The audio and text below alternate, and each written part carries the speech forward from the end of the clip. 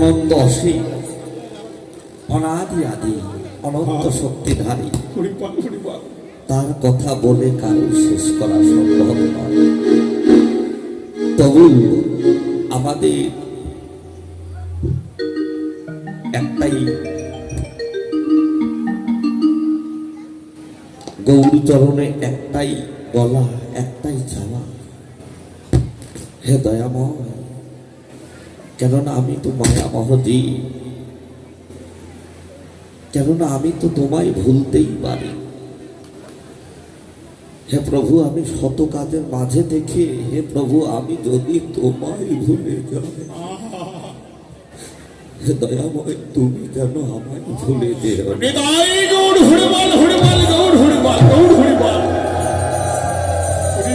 এটাই হলো আত্মনিবেদন। কেননা নিজের আত্ম অহংকার, অহমিকা, দানবিকতা যদি দূরীভূত না করতে পারি বাবা, যতই বদন দেহা গৌর প্রাণ গৌর বলে ডাকে, কোনোদিন ভগবান আমার কথা শুনবে না। তাই তো কোনোদিন আমার কথা শুনবে না। কলির জীবের ভজনটাই হলো কাদা,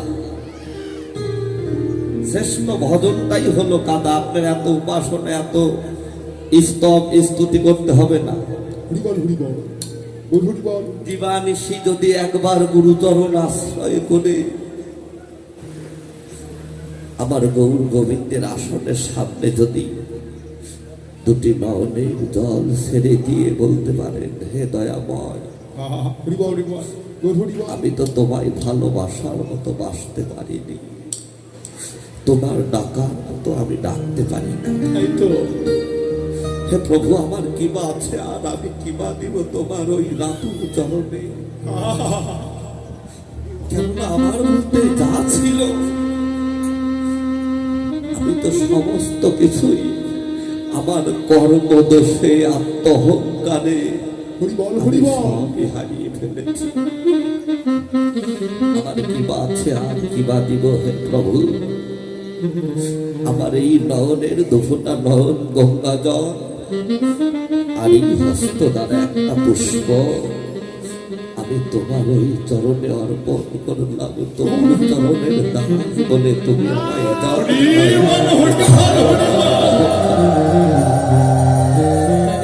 এটাই হলো আত্মনিবেদন বাবা।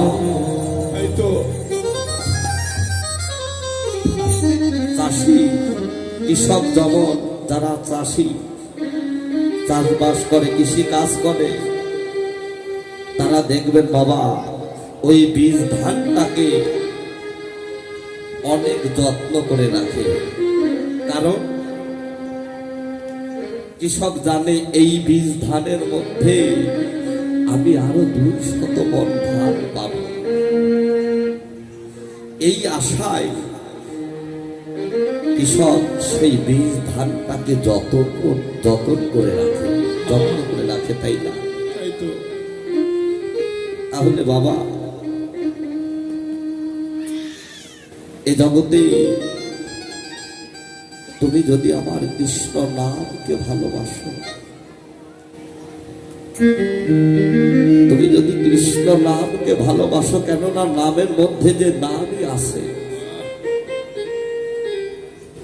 নামের মধ্যে যে নামই আছে, এই বোধে, এই বিশ্বাসে তুমি যদি নামকে ভালোবাসতে পারো, নামকে হৃদয়ে স্থান দিতে পারো,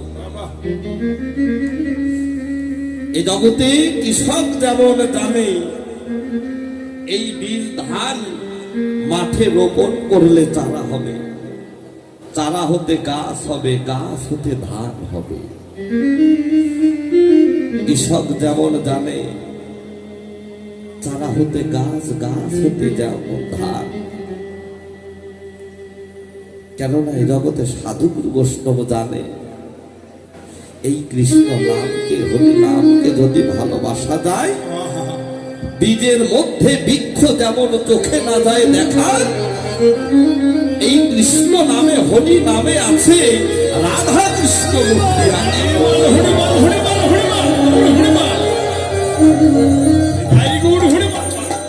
তাই তো হে সাধুগুরু বৈষ্ণব, কেননা যাই কিছু করি আত্মসমর্পিত না হলে, কেননা ভবা পাগলের এক শিষ্য বলেছিল, পাগল এই বিশ্ব জগতে কত মানুষ, কত মত, কত পথ, কত ভাবে তোমায় ভজন সাধন করে, উপাসনা করে, কিন্তু পাগল তুমি একবার কৃপা করে আমায় বলো সর্বশ্রেষ্ঠ সাধনাটা কি, সর্বশ্রেষ্ঠ ভজনটা কি? পাগল তুমি আমায় কৃপা করে বলো। বাবা পাগল বলেছিল, ওরে যে নিজেকে পরিপূর্ণভাবে গুরু গোবিন্দের চরণে আত্মসমর্পণ করতে পারে, আমার ভগবান সার্ভেন্ট হয়ে নিজে তার সমস্ত কিছু করে দেয়। তাই তো হে সাধুগুরু বৈষ্ণবে জগতে যতবার ভক্তই হই, যতবার সাধুই হই, আমার মধ্যে যদি সেই আত্মনিবেদন না থাকে, তাহলে বাবা জগতে তার দ্বারা কোনো ভজন সাধন হবে না। তাই তো মহাজন বললেন, এ জগতে তারাই তো বাবা, কেননা ভগবান বললেন আমি সব সইতে পারি, আমি দুটি জিনিস সইতে পারি না, একটা হলো ভক্তের অহংকার, আর একটা হলো ভক্তের নয়নের জল। ভক্তিতে ভগবান, অভক্তিতে অপমান। কৃষ্ণ যার, এ জগতে ভক্তি যার, কৃষ্ণ তার। ভক্তি না থাকিলে বাবা কৃষ্ণ দেখিলেই কিবা হয়। তাই তো এ জগতে ভগবান বললেন আমি সব সইতে পারি, আমি দুটি জিনিস সইতে পারি না, একটা হলো অহংকার, আর একটা হলো ভক্তের নয়নের গঙ্গা জল। কোন ভক্ত যদি অহংকার করে বলে আমি রাজা, আমি জমিদার, আমাকে রাজ ঐশ্বর্য দিয়ে রাজভোগ সাজিয়ে যদি আমায় দিয়ে ডাকে, যদি সেই ডাকার মধ্যে কিন্তু আত্মনিবেদন না থাকে, ভক্তি না থাকে, এ জগতে বাবা আমার ভগবান বললেন আমি কোনোদিনও ওই দিকে ফিরিয়ে তাকাই না। আর এ জগতে যে দিনহীন কাঙাল, তার দেবার মতো কিছু নেই। যদি নয়নের জল ছেড়ে দিয়ে, হৃদয় মন্দিরের কপাট খুলে দিয়ে যদি এ জগতে কেউ ডাকার মতো ডাকতে পারে, আমি কি না এসে থাকতে পারি? কেননা আমি যে ভক্তের নয়নের জলের কাছে শুধু এ জন্মে নয়, প্রতি জন্মে জন্মে আমি ওই ভক্তের কাছে আমি বিক্রি হয়ে যাই, আমি কিনা হয়ে যাই। তাই তো বাবা এ জগতে যারা একবার ওই রূপ দর্শন করেছে, গুরু কৃপা বলে, তাদের এহ জগতের কোনো আহার বিহার, সাত পোশাক আশাক, রাজ ঐশ্বর্য তার কোনো কিছুই ভালো লাগে না। একমাত্র তার একটাই খোরাক, একটাই চাওয়া পাওয়া, কোথায় গেলে আমি হরির নামামৃত আহার আমি পান করব। কেননা আমি কোথায় গেলে ভক্তের সঙ্গ পাবো, কোথায় গেলে সাধুগুরু বৈষ্ণবের সঙ্গ পাবো, আমি ভক্তের চরণ ধুলায় আমি লুটিয়ে এটাই হলো তাদের কাছে আশা থাকে। তাই তো মহাজন বললেন হেম সয় অতিগুরা। হেম শব্দের অর্থ হলো সোনা, সয় মানে হলো অতিক্রম। জাগতিক জগতের সোনা, যে সোনা আমরা পরিধান করি, আমার মায়েরা পরিধান করে, এই সোনা বাবা বললে কি হয়? অহংকার বৃদ্ধি হয়। আমি 2 ভরি ওজনের একটি স্বর্ণের হার পরিধান করেছি, আমি 10,000 টাকা দামের একটা শাড়ি পরেছি, আমি কেমন করে এই ধুলার মাঝে ভক্তের মাঝে বসি? তাই তো এই যে ভক্তি নষ্ট হয়ে গেল, ভক্তি চূর্ণ হয়ে গেল বাবা। কেননা সোনায় অলংকার, সোনার মতো তার অলংকার নাই। সোনা পড়লে যেমন অহংকার বৃদ্ধি হয়, এই সোনা গলে কি দিলে? সোহাগা দিলে। সোহাগা দিলে সোনা গলে, কিন্তু আমার বউ সোনা কি গলে বাবা? মহাজন বললেন আমার বউ সোনাও গলে যায়। কেমন করে? এ জগতে যদি কোনো ভক্ত ভক্তির রূপ সোহাগা, ভক্তির রূপ যুক্ত সোহাগা যদি গৌর চরণে কেউ লাগাতে পারে সেই ভক্তের নয়নদলের কাছে আমার গৌর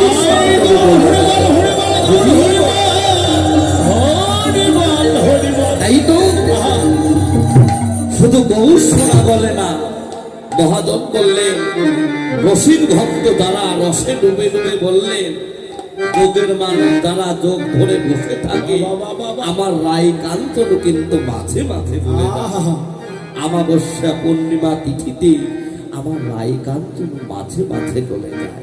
যোগের মানুষ গেই চলে যোগ ধরে বসে থাকে, উপাসনার মানুষ দ্বারা তারাও কিন্তু বাবা সেই দিনের অপেক্ষায় বসে থাকে। তাই তো গৌশলাও বলে দেয়। তাই তো ভাবক বৈষ্ণব বললেন তাহলে আমি গৌরের সঙ্গে কি দিয়ে তুলনা করব? আমি কি সেবা গুণিনি গোড়া তাদের রূপের আগে, আমি যতই বলি ততই হারি বসিত কান্তন যিনি আমার গৌর গুণমণি তিনি। আমি কি সেবা গুণিনি? তাই তো ভাবক বৈষ্ণব কবি তিনি গৌরকে দর্শন করে তিনি পদ রচনা করলেন। ও পিরিতির মূরতি গিয়া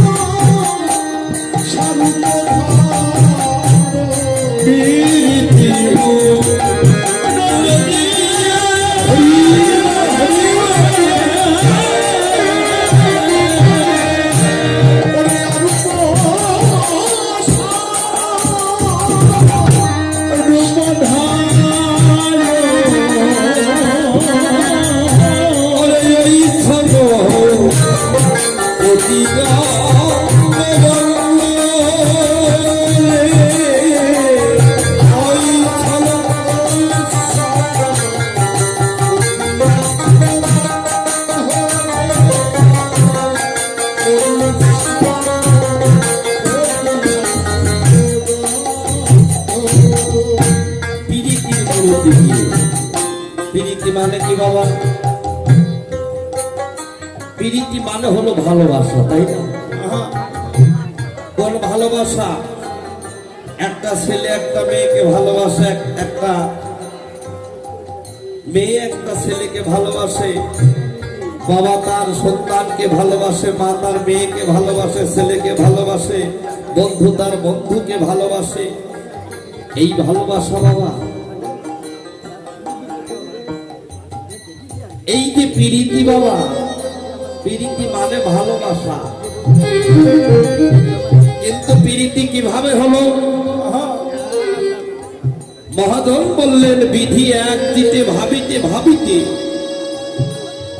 তাহাতে জন্মিল পীর, নয়নে নয়নে বান বলিষ্ঠে তাহাতে জন্মিল ঋণ, রসের সাগরে মৈথন করিয়া তাহাতে জন্মিল পীর।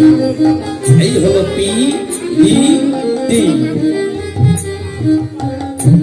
এই তিনটি কথার অর্থ না দেবে বাবা, এ জগতে কেউ যদি প্রীতি করে বাবা, তার প্রীতি কি হয়? প্রীতি মানে হলো ভালোবাসা, যে ভালোবাসার মধ্যে নাই কোনো চাওয়া পাওয়া। এহ জগতের ভালোবাসা কেমন বাবা? এই সংসারে যতদিন আমার রূপ যৌবন থাকবে, যতদিন আমার টাকা পয়সা ধন সম্পদ থাকবে, ততদিন এই সংসারের লোক, আমার স্ত্রী পুত্র সন্তান পিতা মাতা ভাই বন্ধু সবাই আমায় ভালোবাসবে। যেদিন আমার রূপ যৌবন থাকবে না, যেদিন আমার টাকা পয়সা ধন সম্পদ থাকবে না, সেদিন বাবা ভালোবাসা শেষ হয়ে যাবে বাবা, সেদিন ভালো আর বাসবে না। কিন্তু এই ভালোবাসা কার সঙ্গে করতে বলা হয়েছে? এই ভালোবাসা করতে বলা হয়েছে আমার ভগবান গৌরীর সঙ্গে, গুরু গোবিন্দের সঙ্গে। ভালোবাসা গাঢ় হয়ে রতি নাম হয়। ভালোবাসা কিসে হয় বাবা? ভালোবাসা গাঢ় হয়ে রতি নাম হয়, রতি গাঢ় হয়ে প্রেম নাম হয়। প্রেমের স্বাদ মহাভাব, মহাভাবের ঠাকুর হয় রাধা ঠাকুর রানী। একমাত্র বাবা যে ভালোবাসার মধ্যে চাওয়া পাওয়া নেই, লোভ লালসা নেই, যে ভালোবাসার মধ্যে কাম কামিনী নেই, কামের বন্ধ নেই, নিঃস্বার্থে সেই ভালোবাসা। কেননা আমরা ভগবানকে ভালোবাসি কেমন? হে ভগবান, আমি এবার 5 তালা করেছি, সামনের বছর যদি আমি আরো 2 তালা করতে পারি, আমি তোমাকে তোমার নামে 5,000 টাকা দান করবো, আমি ভোগ নিবেদন করবো। আমার স্বামীর মহা রোগে থেকে যদি তুমি মুক্তি দাও, এই রোগ থেকে যদি মুক্তি দাও, আমি তোমার নামে ভোগ মানসা করব। তুমি আমায় ভালো রাখো, আমার সন্তানকে ভালো রাখো, আমার স্ত্রীকে ভালো রাখো। এই হলো বাবা ভালোবাসা। কিন্তু বাবা, যদি আমি ভালো থাকি, আমার স্বামীকে ভালো রাখো, আমি যদি 10 তালা করতে পারি, তাহলে আমি তোমায় দিব। আর তা যদি থাকতে না পারি, তোমার নামে একটি নকল দানাও জুটবে না। কিন্তু যার করুণায় এমন দেবের দুর্লভ মানব জন্ম পেলাম, 2টি চোখ দেখার মতো, শোনার মতো 2টি কান, বলার মতো বদন পেলাম, সাধুগুরু বৈষ্ণব সেবার জন্য 2টি বাহু পেলাম, ভক্ত সঙ্গ করার জন্য 2টি পদ পেলাম, কোনোদিন তো কাজে লাগালাম না। যার করুণা বলে এত কিছু পেলাম, তাকে তো কোনোদিন বললাম না, হে প্রভু আমি তোমায় এই দেব, তুমি দিলে আমি দিব, তুমি না দিলে আমি দেব না। কেননা আমাদের ভালোবাসাতে বাবা নষ্ট হয়ে গিয়েছে। এহ জগতে যত করবে তালা, তোমার তত বাড়বে এই দেহের জ্বালা। তাই তো হে সাধুগুরু বৈষ্ণব, কেননা সমস্ত কিছু পরিহার করে যদি গুরু গোবিন্দের সেবায় ভজনে লাগতে পারো, তাহলে কেননা বাবা আমার টাকা পয়সা ধন সম্পদ সবই আছে, কিন্তু আমার মনের মধ্যে কোনো সুখ নেই, অশান্তি। এই জগতে যারা বাস করছে তার যার মনের খবর সেই জানে। টাকা ধন সম্পদ সবই আছে, কিন্তু তার মধ্যে সেই সুখ শান্তিটা কি জিনিস সেটা নাই। একমাত্র বাবা সেই শান্তি পেতে হলে যারা সকাল সকাল গুরু গোবিন্দের চরণে দেহ কোনো প্রাণ আত্মনিবেদন করেছে, আমার বলতে কিছু রাখেনি, হে প্রভু আমার যা কিছু আছে সবই তোমার।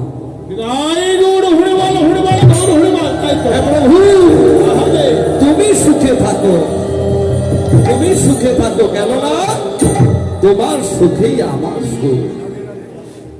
তাই তো হে সাধুগুরু বৈষ্ণব, আমাদের ভালোবাসা নষ্ট হয়ে গিয়েছে। কেননা ওই যে সোমন্তী রায়, হোসেন শাহ আমালে, হোসেন শাহ রাজা সোমন্তী রায় একটি সুন্দরী রূপবতী গুণবতী মেয়ে ছিল। সেই সোমন্তী রায়কে জোর করে হোসেন শাহ আমালে, হোসেন শাহ রাজা সেই বিশ্ব সুন্দরী সোমন্তী রায়কে দর্শন করে যেন ওই সোমন্তী রায়কে জোর করে করোয়ার প্রাণী পান করায় বাবা তার এই দেহটা অপবিত্র করে দিয়েছিল, পবিত্র দেহ অপবিত্র করে দিয়েছিল।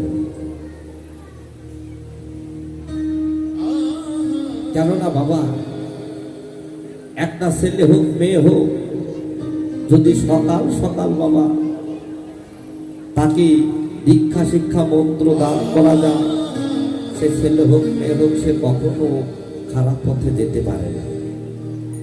কেননা এই মানব দেহটা পেয়েছি গোবিন্দ সেবার জন্য।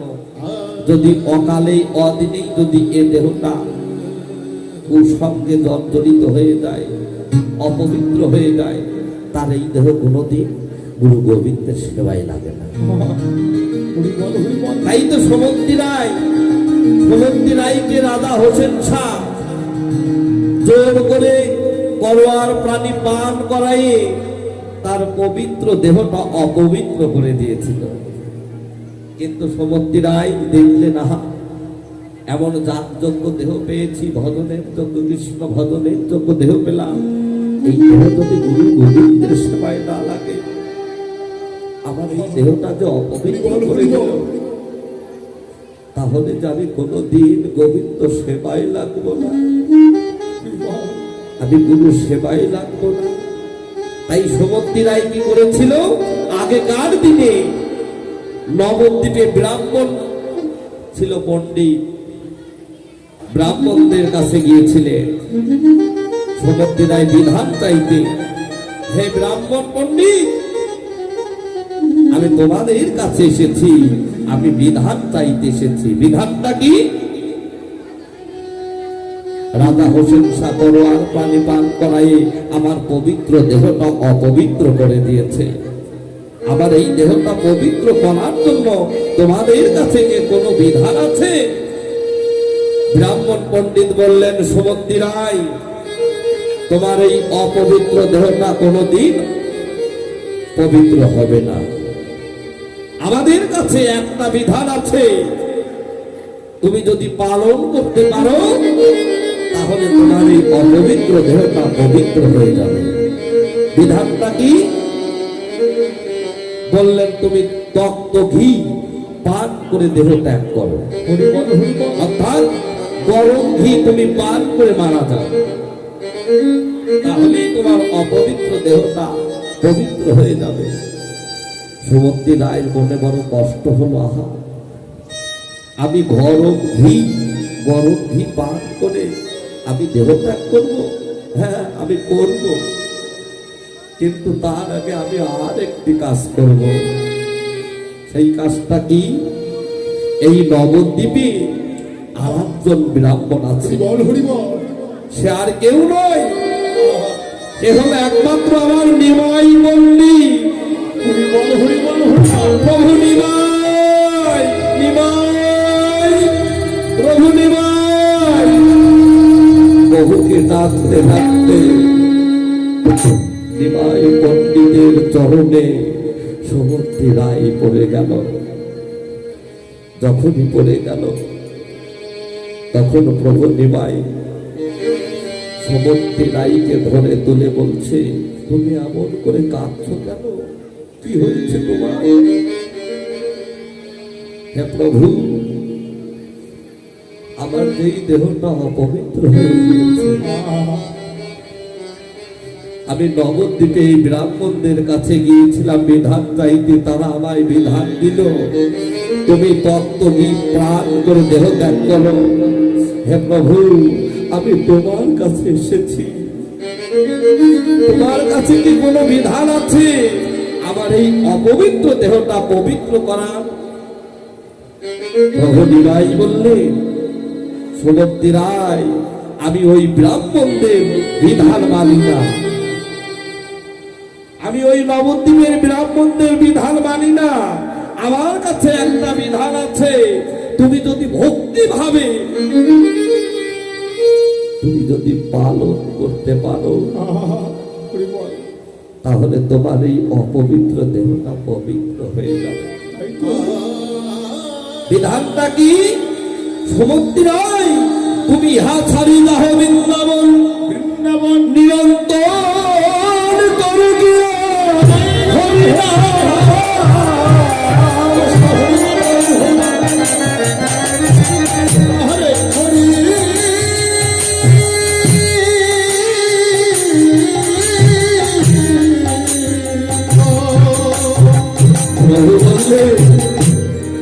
সমন্তি রায়, তুমি ইহা ছাড়ি গৃহস্থালী দাহ বৃন্দাবন, গৃহস্থালী দাহ বৃন্দাবন, নিরন্তর করো গিয়া হরি নাম সংকীর্তন। তুমি যদি ভক্তি ভাবে এই হরিনাম সংকীর্তন করতে পারো, তাহলে তোমার এই হরিনামেই অপবিত্র দেহটা শুদ্ধ হয়ে যাবে, পবিত্র হয়ে যাবে। বাবা নামের কি মহিমা দেখেছে? কেননা এই নাম যারা ভক্তি ভাবে নাম করে, একমাত্র তারাই জানে নামেই জীবের মুক্তি। নামের মধ্যে যে নামই আছে, ওই যে নারদ বিনা সুরে হরিনাম করতে, সারা জীবন নারদ বিনা সুরে হরিনাম করতেন, কিন্তু নারদের মনে একদিন প্রশ্ন থাকলো, আমি যে বিনা সুরে হরিনাম করলাম, কিন্তু আমি তো কোনদিন এই হরিনামের মাহাত্ম্যটা জানতে পারি নাই। বাবা নাম করলেই কিন্তু নাম হয় না।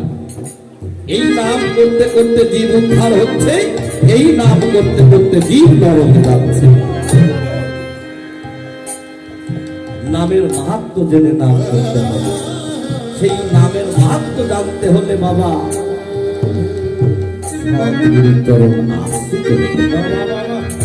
কেননা গুরু তোমায় বাঁচা মরার তথ্য তোমায় দিয়ে দেবে। যদি ভক্তিভাবে পালন করতে পারো, তাহলে তুমি নামের মাহাত্ম্য জানতে পারবে। তাই নারদ কি করলেন? আমি আমার সারা জন্ম বিনা সুরে হরিনাম করলাম, আমি তো আজ পর্যন্ত হরিনামের মাহাত্ম্য জানতে পারিনি। নারদ গেলেন প্রভু নারায়ণের কাছে, প্রভু আমি বিনা সুরে হরিনাম করছি, কিন্তু আজ পর্যন্ত হরিনামের মাহাত্ম্য জানতে পারি নাই।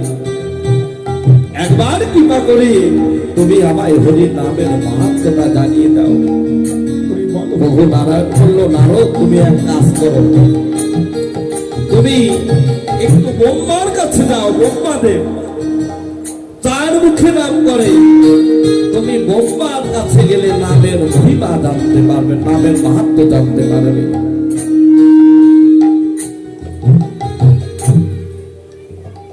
দেখা গেল নারদ বিনা সুরে হরিনাম করতে করতে ব্রহ্মার কাছে গেল।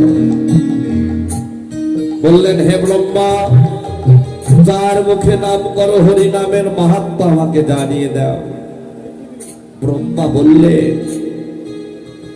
নারদ আমি চার মুখে নাম করে আজ পর্যন্ত হরিনামের মাহাত্ম্য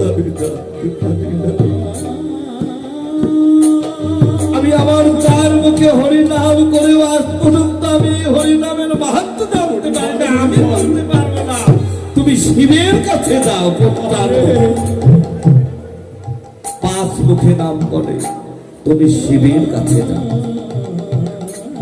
দেখা গেল নারদ আবার শিবের কাছে গেলে, হে শিব, পাঁচ মুখে নাম করো, হরিনামের মাহাত্ম্য জানিয়ে দাও।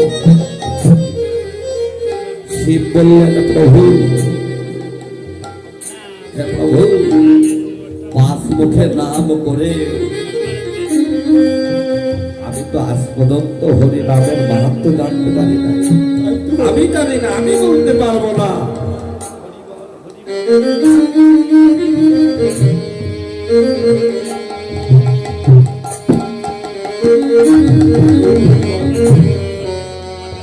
আমি পাঁচ মুখের নাম করেও আমি হরিনামের মাহাত্ম্য আমি জানি না।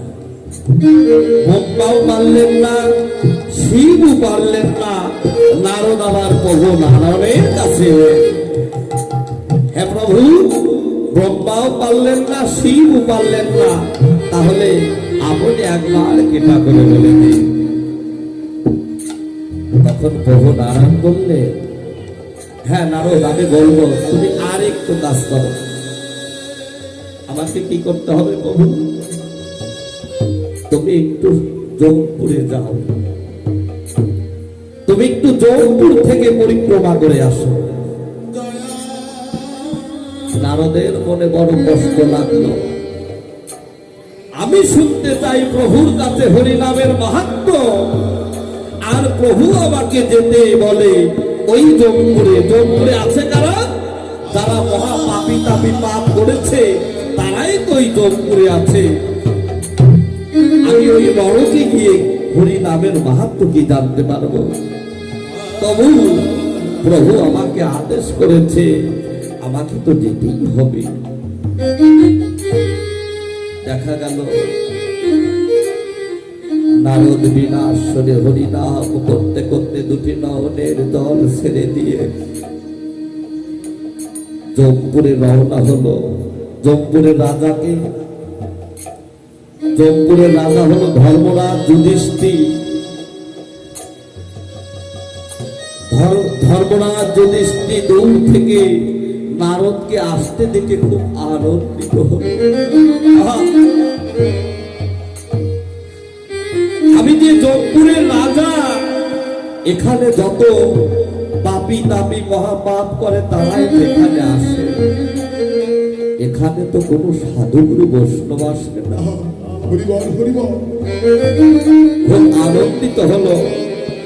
নারদকে দেখে ধর্মরাজ আলিঙ্গন করলেন আর বলছে, এখানে তো কোনো সাধুগুরু বৈষ্ণব আসে না, তুমি এসেছো নারদ। নারদ বলছে, আমি কেন এসেছি জানো? আমি তোমার এই জমালয় পরিক্রমা করব, আমি চতুর্দিকে ঘুরে ঘুরে দর্শন করব, পরিদর্শন করব। ও বা তখন ধর্মরাজ জমপুরে ঢুকলেন।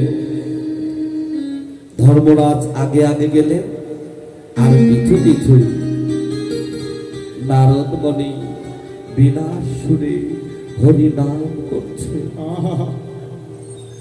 যখন নারদ হরিনাম করছে, ওই জমপুরে যত পাপী তাপী ছিল সবাই যেন নারদের বদলে সেই হরিনামের ধ্বনি, কৃষ্ণ নামের ধ্বনি শ্রবণ করে সমস্ত পাপী তাপী যেন হরিবল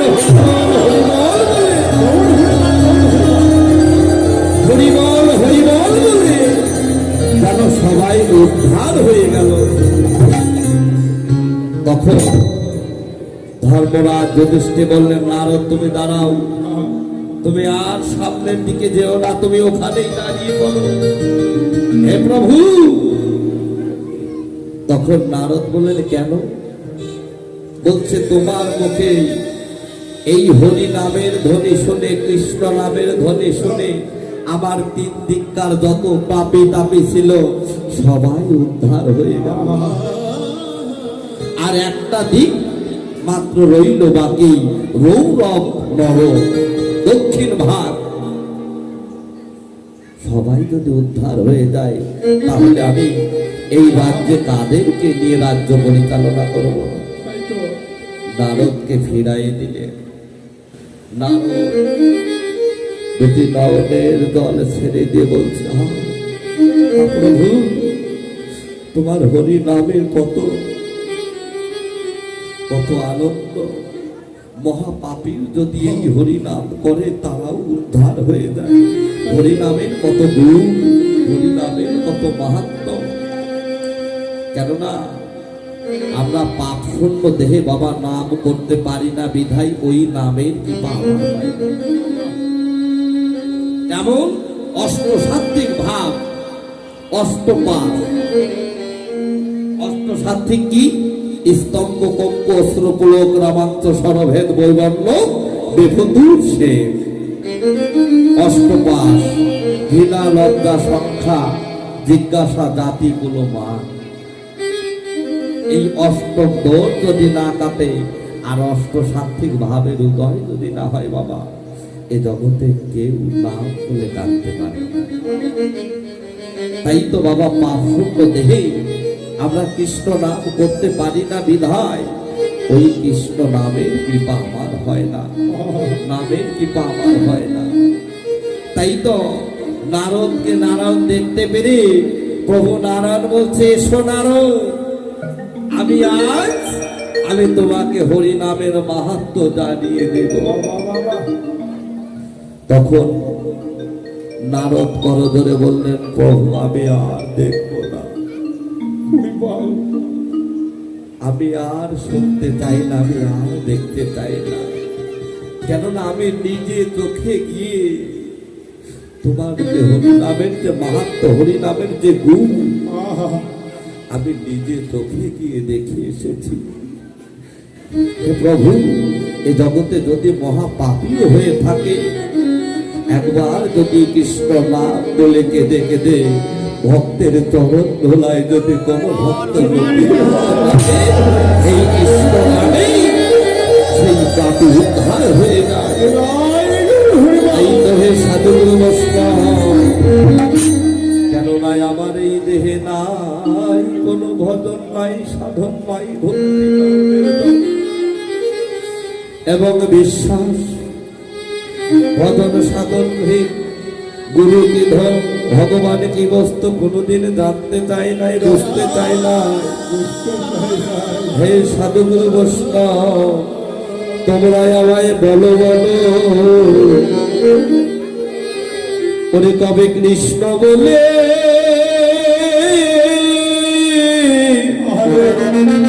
ওই আমার এই প্রাণ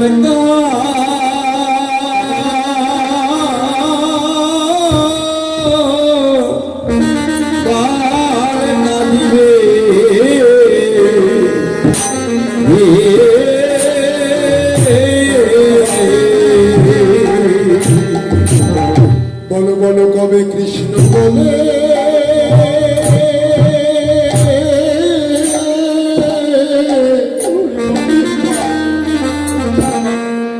আমার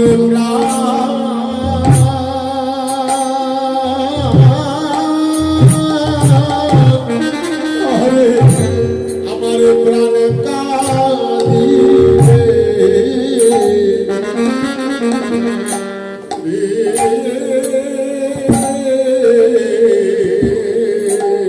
বলো বলো বলে কৃষ্ণ বলে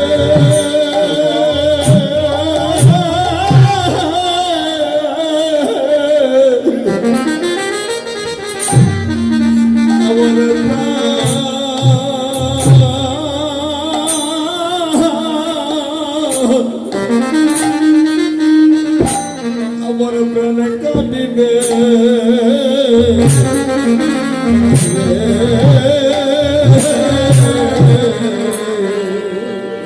বলো বলো কবে কৃষ্ণ বলে আমার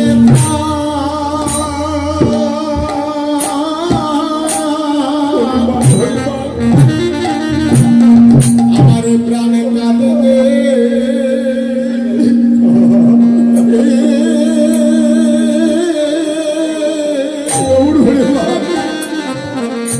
আমার প্রাণে কাঁদিবে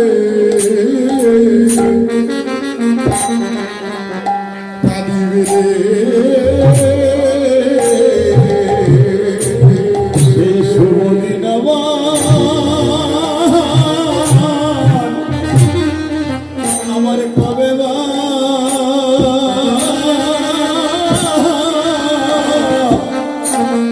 আমার কবে হবে।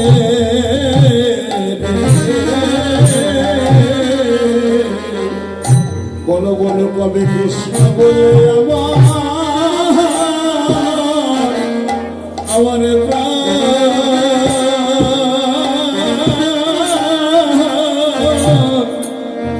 আমার প্রাণে কাঁদিবে।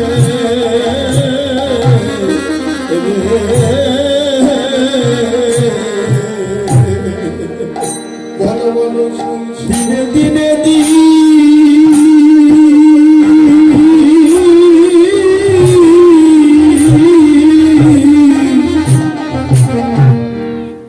ফুরায়ে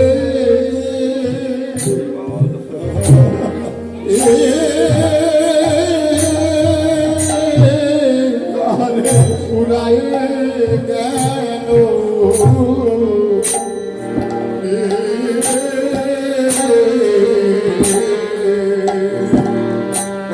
আমার ভোলা দিন গুলি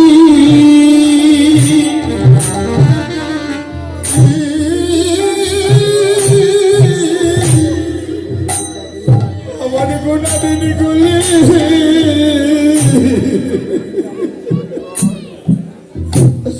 আমার পড়াইয়ে গেল। বলো বলো কবে কৃষ্ণ বলে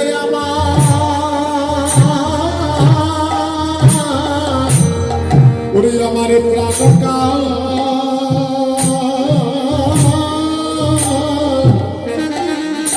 প্রাণকা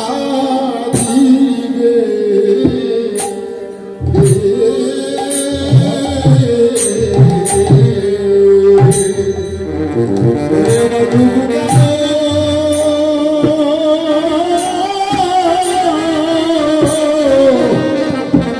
আমার জয় বলেছে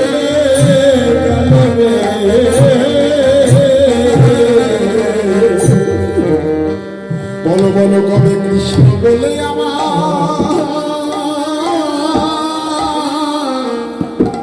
আমার প্রাণে কাঁদে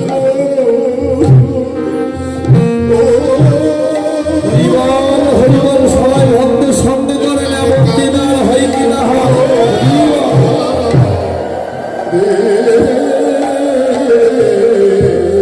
আবার ডুবে গেল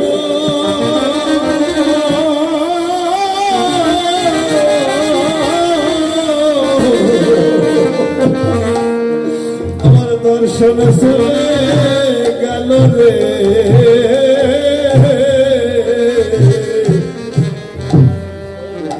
বলো বলো কৃষ্ণ বলে কবে আমার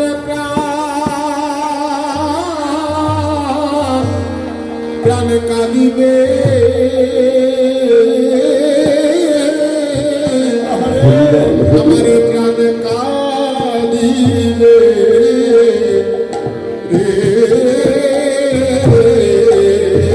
কখনো ভালো আমার জীবনের বেলা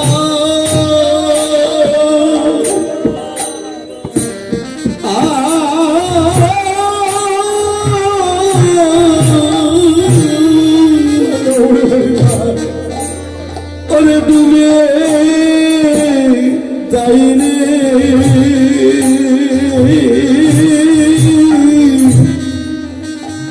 ওরে কবে গোবিন্দ কবে গোবিন্দ বলে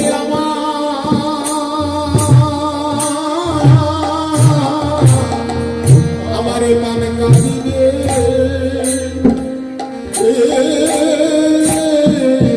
প্রাণ কাঁদিবে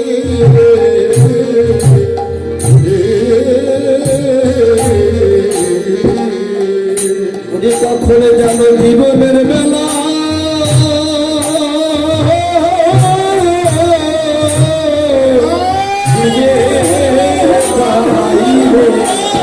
কবে গোবিন্দ কবে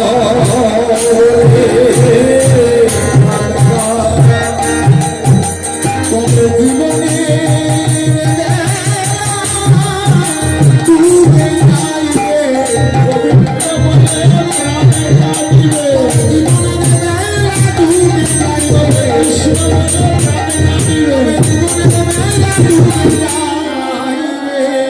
আমার কৃষ্ণ বলে